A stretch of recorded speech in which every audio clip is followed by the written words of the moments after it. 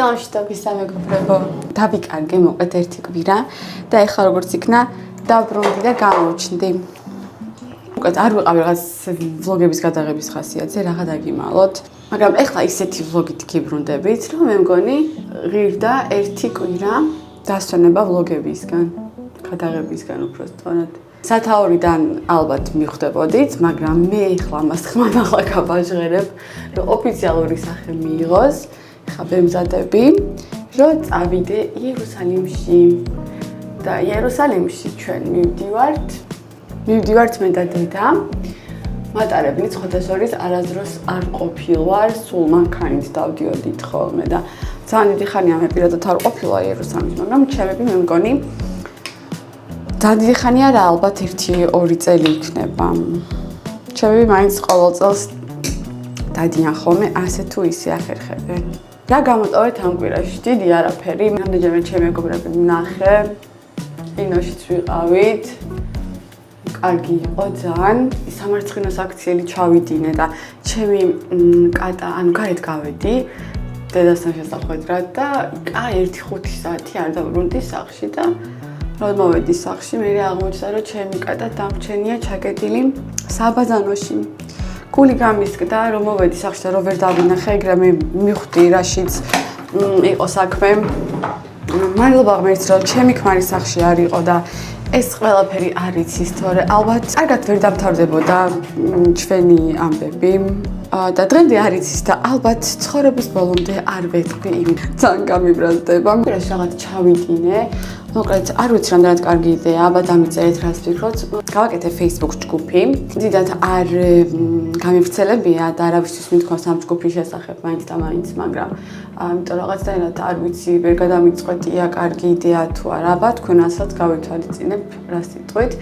მინდა რომ ისრაელში მყოფმა ქართველებმა ერთმანეთში გავცვალოთ ქართული წიგნები. ანუ ან გავაჩუქოთ, ან არ ვიცი, რაც გაგვიხარდება და რაც მოგვესურვება და რა სიტყვით, აბა კარგი იდეაა თუ ცუდი, იმიტომ რაღაცნაირად ვერ გავბედე, რომ გამეზიარებინა ყველასთვის და გავითვალისწინებ თქვენს აზრს.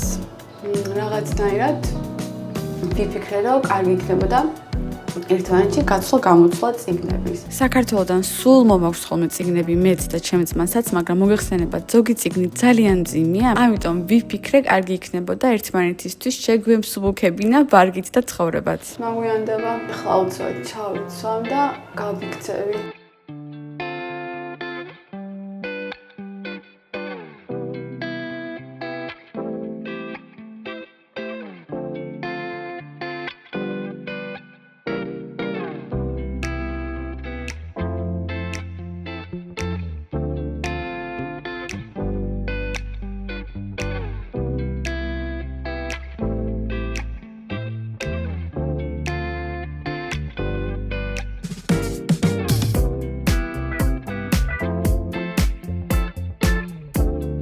დაახლოებით 50 წუთი გვჭირდება გზაში თელ-ავივიდან ჩასასვლელად. რა ხირდა ბილეთი, ანუ თუ იყიდი მთელი დღის საშვს, რამდენი გადავიხადე 42 შეკელი გადავიხადე, ხო და ამაში შედის, რა თქმა უნდა, წასვლის გზაც და წამოსვლის გზაც. ამას ქვია ყოველდღიური საშვი. დღიური საშვი, ხო, დღიური ერთდღიანი საშვი. და კიდე რა უნდა მეთქვა, ან მატარებელი დადის დაახლოებით ყოველ 9 საათში ერთხელ, როგორც მივხვდი, იმიტომ რომ ხო, ზუსტად 9 საათში ერთხელ. იმიტომ რომ ეხა გადიოდა 11 საათი და 9 წუთზე და მეორე 39-ზე. ანუ ეხა რასაც გამოვყევით, დაახლოებით 9 საათში ერთხელ დადის ზუსტად, ხო. მატარებელი დედა არის პირველად მატარებელში და ერთად პირველად ვართ მატარებელში. იერუსალიმი. ხო, ეგ თქვი წაღან ვლოგში, რომ ემზადებოდი, რომ პირველად მივდივართ იერუსალიმში მატარებლით. იმედია. ხო, იმედია კარგად გავართვებს თავს ყველაფერს. კიდე რა უნდა მეთქვა, მატარებელი არის ძალიან მოწესრიგებული და სუფთა, არის ადგილები, ხა ჩვენ დაახლოებით 11-ის ნახევრიანს ამოვყევით და ადგილებიც არის ძალიან ბევრი. მშვენიერი და სიზუფთავია ნამდვილად. ეს სიზმარია სიმშვიდეა, არავინ არ ყვირის.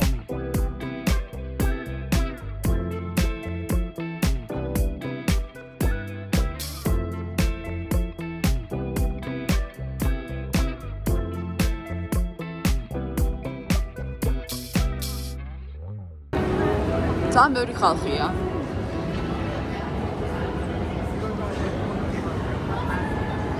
ამხელა მთა, ესკალატორი გავიარეთ ორჯერ. ეს არის მეორე უბრალოდ. ვერა და კიდე მესამეა ხალხო, აი. ვაუ. სერია მოგესალმები. უცბად და ძალიან კომფორტულად ჩამოვედით იერუსალიმამდე. იერუსალიმში ჩამოსვლის შემდეგ კი მსუბუქ მატარებელში გადავსხედით, ანუ light rail-ში. რამდენიმე გაჩერების შემდეგ ჩამოვედით მერიასთან, ერთ-ერთ ყველაზე ცენტრალურ წერტილში, საიდანაც ძველი ქალაქისკენ ფეხით მისვლა ძალიან მარტივია. აქედან იწყება ის ნაწილი, სადაც თანამედროვე იერუსალიმი ნელ-ნელა გადადის ძველი ქალაქის ისტორიულ ატმოსფეროში. სხვა ქვეყანაში ამოყავით, თავი ესეთი შეგრძნება გვაქვს მე და დედას, ხო? კი. ძალიან ლამაზია იერუსალიმი. არქიტექტურა, ხო, ნამდვილად განსხვავებულია. ძალიან მალე მოვედით, საერთოდ არ გაგვიჭირდა ამ გზის პოვნა, გაკვლევა, ასე ვთქვათ. და ზუსტად მე მგონი მოვედით იქ, სადაც უნდა მოვსულიყავით, სადაც მოვდივართ ხოლმე მანქანით. წეღან ცოტა ქარი იყო და აქეთ ხარეს აღარ არის ქარი. ჩადგა. იო. ნახეთ რა სილამაზეა.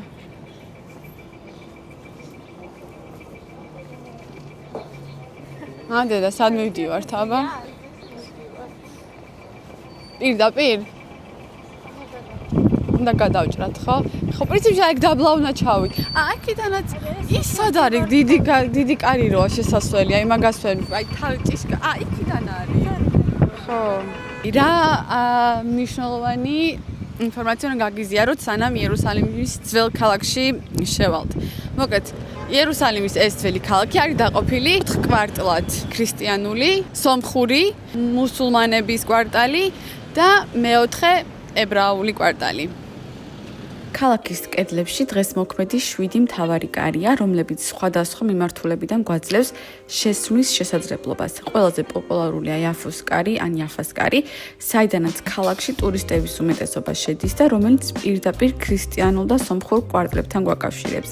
დამასკოს კარი ჩრდილოეთ მხარეს ერთ-ერთი ყველაზე შთამბეჭდავი და ცოცხალი შესასვლელია, რომელიც ბაზრების და მუსლიმურ კვარტლისკენ მიდის. სიონის კარით კი მოხვდებით ებრაულ კვარტალში და სიონის მთასთან. ხოლო ლომების კარი აღმოსავლეთით მდებარეობს და მისი მეშვეობით მოხვდებით ვია დოლოროსას გზაზე. ვია დოლოროსა არის ისტორიული გზა იერუსალიმის ძველ ქალაქში, რომელიც ქრისტიანული ტრადიციის მიხედვით იმ გზას აღნიშნავს, რომელთაც იესო ქრისტემ ჯვარი ატარა თავისი ჯვარცმის წინ. გზა იწყება მუსლიმურ კვარტალში და მთავრდება იესო ქრისტეს საფლავის ტაძარში. ვია დოლოროსაზე მდებარეობს 14 გაჩერება და თითოეული მათგანი აღნიშნავს კონკრეტულ მოვლენას იესოს ტანჯვის გზიდან.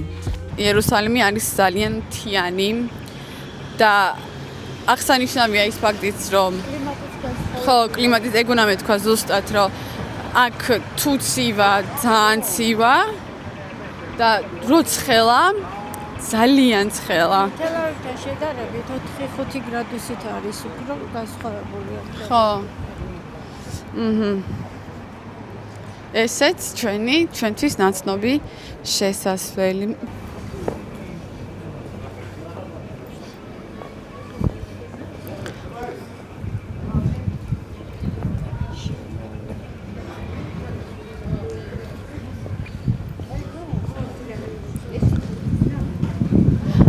ბევრი მაღაზიებია.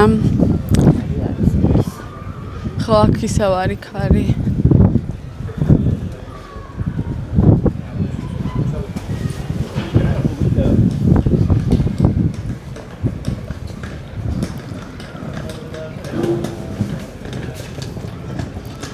ყველა კუთხე-კუნჭული რო ლამაზია, ისეთი ქალაქია, ისეთი ადგილია ძველი იერუსალიმი, რა სიტყვიდე. რამდენჯერაც არ უნდა მოხდე, იმდენჯერ სუგონია რომ პირველად ხარ და ძალიან ბევრ რამეს ახალს აღმოაჩენ. აურა ხო გადასარევი. ხო, აი რაღაც ძალიან მაგარია. უნდა გამოცადოთ.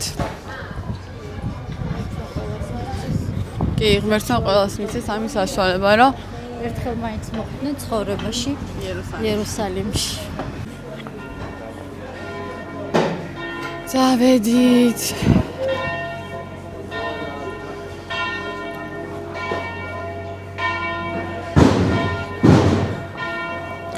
ეხლა ჩვენ მოვედით ქრისტიანულ კვარტალში და იქნებ ახლო მომავალშიც მოვხვდე ებრაულ კვარტალშიც და იმასაც აუცილებლად დაგათვალიერებინებთ.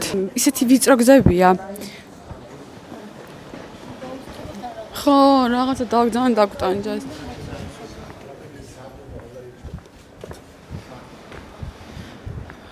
საერთოდ გავუხვიოთ. ისეთი ვიწრო გზებია და მანქანებით დადიან.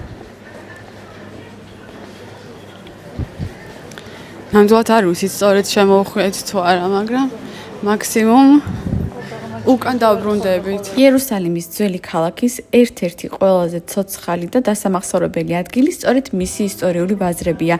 ვიწრო ქვის ქუჩებში განლაგებული ეს ბაზრები საუკუნეების განმავლობაში იყო საბაჭრო გზების მნიშვნელოვანი ნაწილი და დღემდე ინარჩუნებს აღმოსავლურ ავთენტურ ატმოსფეროს. აქ სეირნობისას თითქმის ყოველ ნაბიჯზე შეხვდებით პატარა მაღაზიებს, სადაც იყიდება სუნელები, ფერადი ტექსტილი, ხელნაკეთი სამკაულები, კერამიკა, ტყავის ნივთები და ტრადიციული ტკბილეული. თითოეულ დაღს თავისი ისტორია აქვს, ბევრი მოვაჭრე საკუთარ საქმეს უკვე რამდენიმე თაობა აგრძელებს. ბაზარი ეს არის სივრცე, სადაც შეგიძლიათ იგრძნოთ ქალაქის ნამდვილი რიტმი, მოვაჭრეების ხმები, ახლად დაფქული სუნელების არომატი და სხვადასხვა კულტურის შერწყმა ერთ ქუჩაზე. სწორედ ამიტომ ძველი ქალაქის ბაზრებში სეირნობა იერუსალიმში სტუმრობის ერთ-ერთ ყველაზე ავთენტურ და დაუვიწყარ გამოცდილებად ითვლება. აი ეს ცნობილი სუვენირი ხო?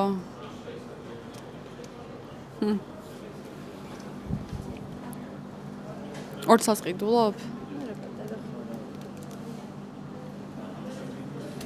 ტაძარში შესვლამდე ვყიდულობთ ხოლმე ყოველთვის, იმიტომ რომ უფრო იაფია იქით, რაც უფრო ახლოვდებით ტაძარს, უფრო ძვირდება, ამიტომ ვინც აქეთ მოხვდებით, ტაძრის შესასვლელამდე იყიდეთ, სანთლები გაითვალისწინეთ.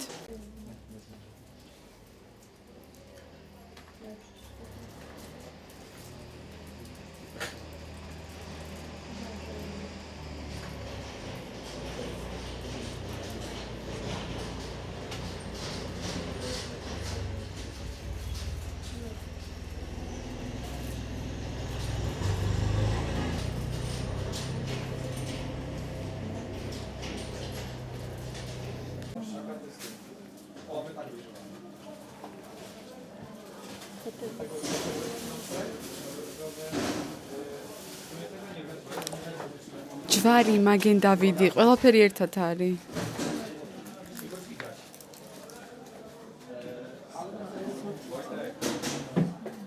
ხო, ალბათ.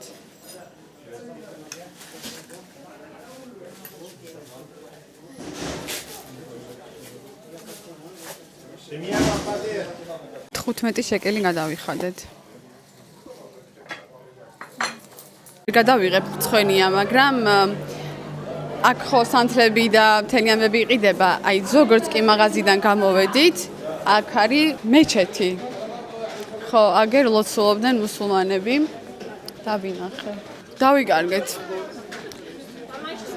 ანუ ვერ დავიკარგებით ფაქტობრივად, ძალიან ახლოს ვართ, მაგრამ როდის მივალთ? მოგეთ, არ ის გზაა, მაგრამ მახსოვს რომ ქვევითაც არის ჩასახვევივით ესე პატარა. მივაგნებთ რა. არ ინერვიულოთ. როგორც სურავს აქ ფეხი ამ ქვაფენილზე, აი არ ვიცი, ძალიან საშინელება. აი ქვაფენილი ესეთი პრიალაა და ერთი თუ აგიცდა ფეხი თავს გაიტე ხუეჭოელი. სხვათა შორის იერუსალიმში ძალიან ბევრი არაბი ცხოვრობს და აქვს თავიანთი უბნები და ზოგჯერ მასეთ უბნებში შესვლა მოხვედრა ძალიან საშიშია. ეხლა ნამდვილად არ ვიცი არაებრაელ ერს თუ ერჩიან, მაგრამ ღრმად მორწმუნე ებრაელებისთვის მაგ უბნებში შესვლა ცოტა სახიფათო იქნება და ზოგადად ებრაელებისთვისაც ესე ვფიქრობ. ამიტომ იერუსალიმში რომ მოდიხარ, ასე თუ ისე უნდა იცოდე სად იარო რა.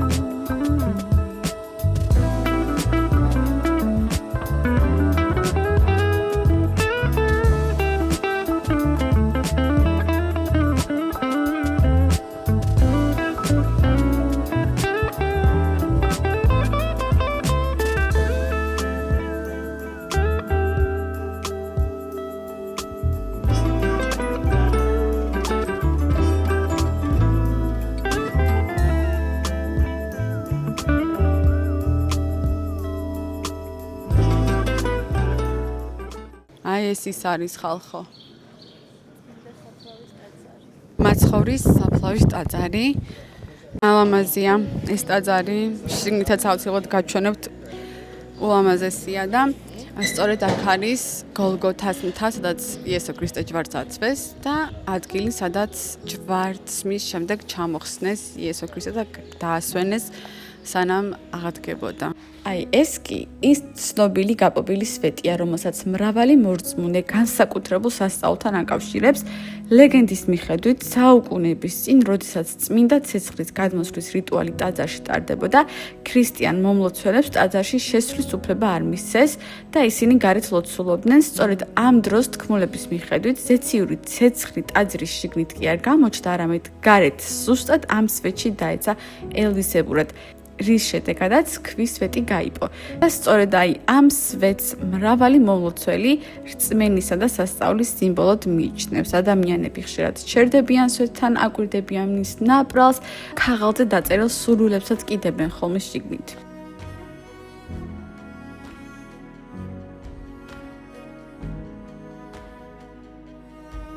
აბა წავედით. როგორც კი წმინდა საფლავის ტაძარში შევდივართ, პირველი გვხდება ცხების ქვა. ქრისტიანული ტრადიციის მიხედვით, სწორედ ამ ადგილზე ჩამოასვენეს იესო ქრისტეს სხეული ჯვარცმის შემდეგ და მოამზადეს დაკრძალვისთვის. მომლოცველებისთვის ეს ადგილი ძალიან ემოციური მნიშვნელობას ატარებს, ამიტომ ხშირად ნახავთ ადამიანებს, რომლებიც ქვას ეხებიან, ზედაფარებენ შარფებს, ხატებს, ამ პატარა ჯვრებს, რამდენიმე წამით შერდებიან, ჩუმად ლოცულობენ. რა სილამაზეა.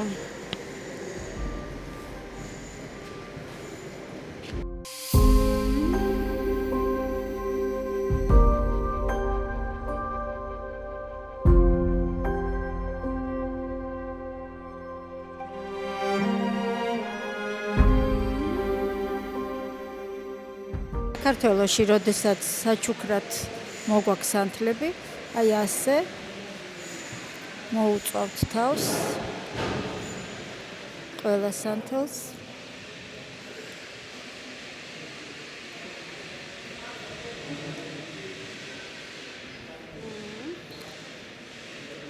შემდეგ ესე მოყვება მადლი ამ ტაძრის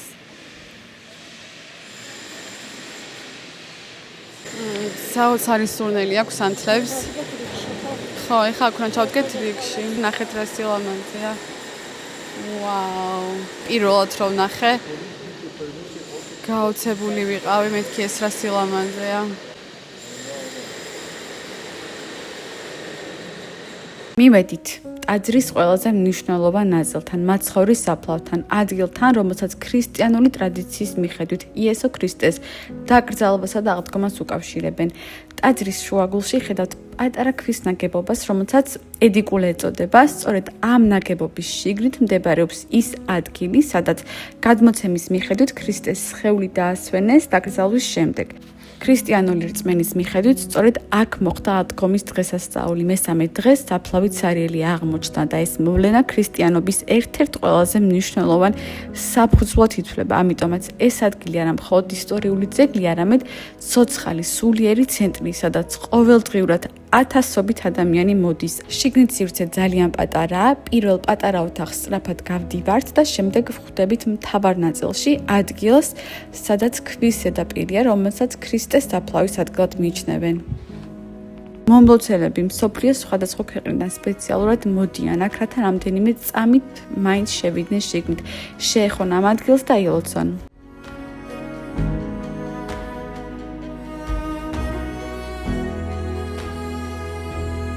ედიკულეს წინ არის კიდევ ერთი ძალიან საინტერესო ადგილი. მიუხედავად იმისა, რომ სივრცეში შესასვლელი იყო ჯაჭვით გადაკეტილი, მე და დედა მაინც შევიპარეთ.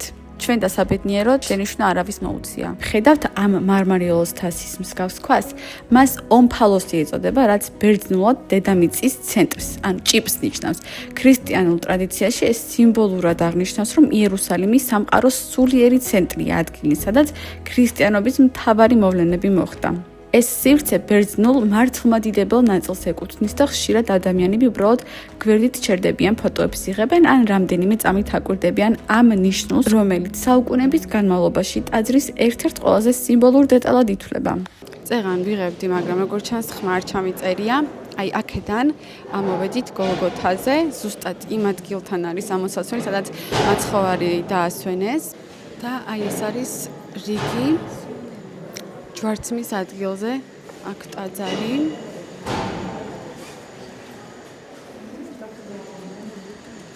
ულამაზესი და საოცარი.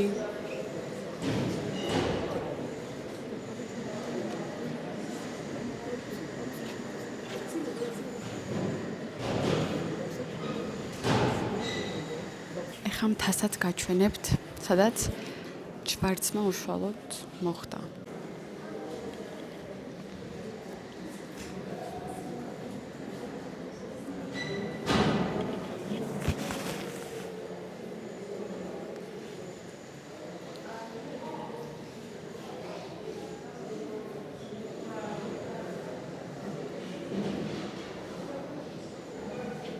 ეს არის გოლგოთას მთის ნაწილი. ან გოლგოთას მთა.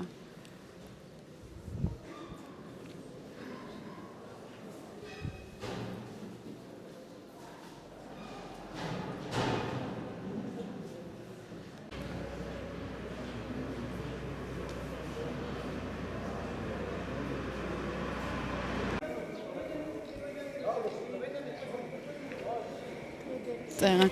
მოგეთ, ვერც კი წარმოიდგენთ რა გადამხდა და რა გადაგხვდა თავს წეღან ტაძარში.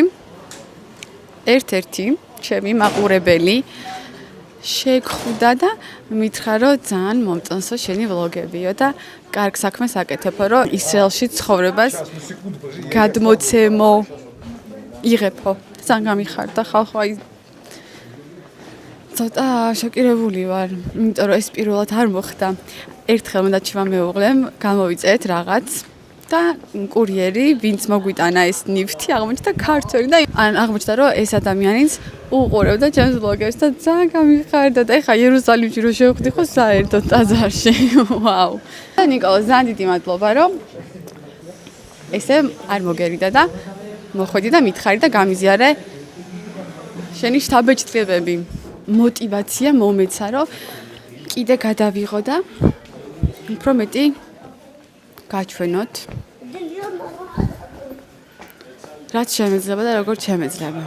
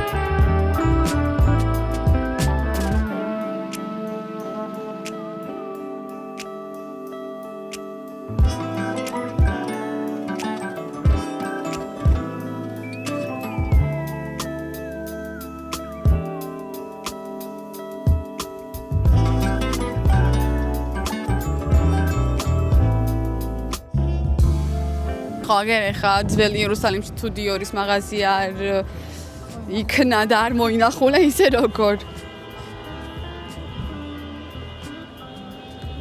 სარი მე მგონი მამილა თუ არ ვწდები, ესეც რაღაც ისეთი ქუჩაა. და სასტუმროც არის აქ ძალიან ლამაზი და ძალიან ცნობილი. აი არომა, რამდენი ხალხია.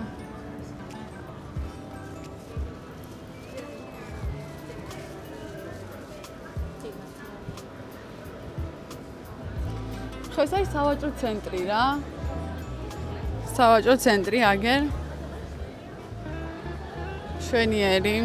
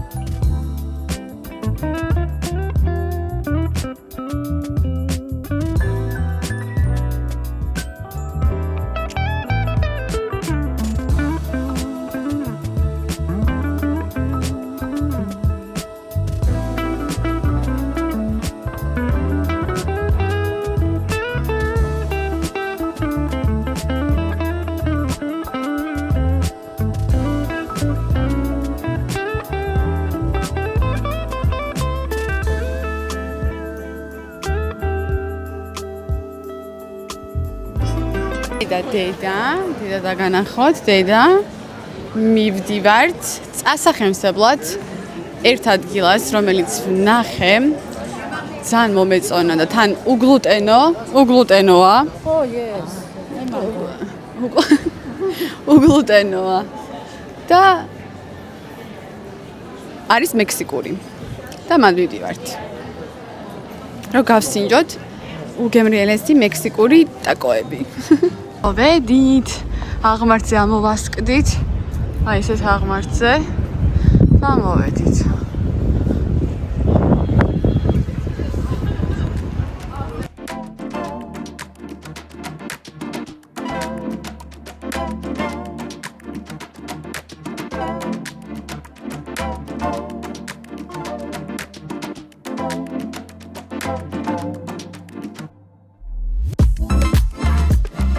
Tacos. ორივე მერტნერი ავიღეთ. შეგიძლია აიღო ერთი ტაკო, შეგიძლია აიღო ორი, შეგიძლია სამი. მაგრამ სამს თუ აიღებ, სასმელი უფასოა. ძალიან გემრიელი იყო ხალხო, ამ ადგილს ქვია ლუისის ტაკო, აი.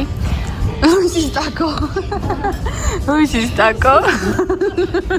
სულადა. ოკეი, ლუისის ტაკო, ანუ რაც ქვია ეგანი, არაფერს არ ვიგონებ. უგემრიელესი იყო. ერთ-ერთი ძალიან გემრიელი მექსიკური საჭმელი იყო, რაც მიჭამია მთელი ჩემი ცხოვრების განმავლობაში და აუცილებლად მოდით და გასინჯეთ, ძალიან კაი იყო. ეს არის იერუსალიმის მერია ხალხო. სწორედ აი აქ.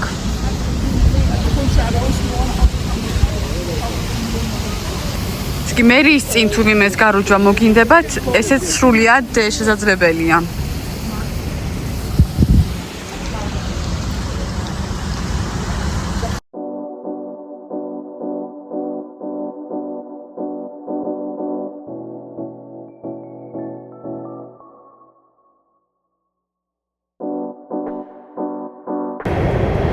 სულ კრიტიკა მოდის დედას მხრიდან. ძალიან კარგად მოვიარეთ. რა სიტყვით და კარგად მოვიარეთ? შეიძლება კიდე დარჩენა და გამოდიალება. იმიტომ რომ ძალიან ბევრი რაღაცაა სანახავი იერუსალიმში. სამწუხაროდ ანუ მანქანით რო ჩამოვალთ, მერე კარგად მოვივლით ყველაფერს. წავალთ ახლა სახლში. ნელ-ნელა მატარებლით. მე და დედა მერე კიდე ავტობუსით ანუ მატარებლით ავტობუსით და მივალთ სახლში დაახლოებით 5-ისკენ. ახლა რომელი საათია? 3:15 წუთია. 3 საათში მოვიარეთ ყველაფერი, ხო? 12-ზე ჩამოვედით, უფრო გვიან, უფრო ადრე. 12-ის ნახევარზე ჩამოვედით. 12-20 წუთი იყო რომ ჩამოვედით. ხო, ნუ რასაც გვინდოდა წასვლა, ის ვნახეთ. მშვენივრად ვიმგზავრეთ, ძალიან აყოფიერი დღე იყო. ხო, კი, ძალიან კაი იყო. ხშირად განმეორება შეიძლება, განსაკუთრებით ჯვაკვირაში. ჩემი ამ კვირის ვლოგიც თუ არ ვწდები და თუ რამე არ შეიცვალა, დასასრულს მიუახლოვდა. იმედია მოგეწონათ იერუსალიმი და ჩემი ამ კვირის ვლოგი. შევხვდებით შემდეგ ვლოგში, არ დაგავიწყდეთ ჩემი არხის გამოწერა.